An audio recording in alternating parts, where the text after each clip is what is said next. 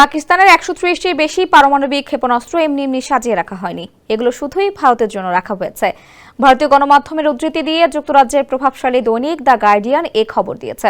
শনিবার পাকিস্তানের রেলমন্ত্রী মোহাম্মদ হানিফ আব্বাসি হুঁশিয়ারি দিয়ে আরো বলেন, এসব ব্যালিস্টিক ক্ষেপণাস্ত্রই তোমাদের দিকে তাক করা আছে।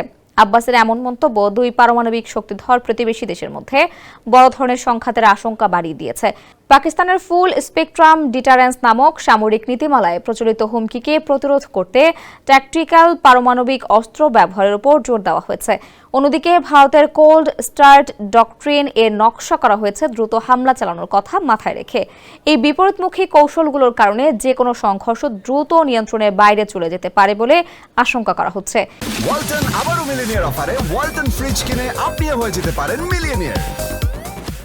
নয়াদিল্লি অভিযোগ করেছে, পেহেলগামে সাম্প্রতিক হামলার ঘটনার সঙ্গে ইসলামাবাদের যোগসূত্র রয়েছে। ভারত এ ব্যাপারে প্রকাশ্যে কোনো প্রমাণ উপস্থাপন না করলেও তারা বলছে, অতীতে পাকিস্তান ভারত বিরোধী সন্ত্রাসীদের সমর্থন দিয়েছিল।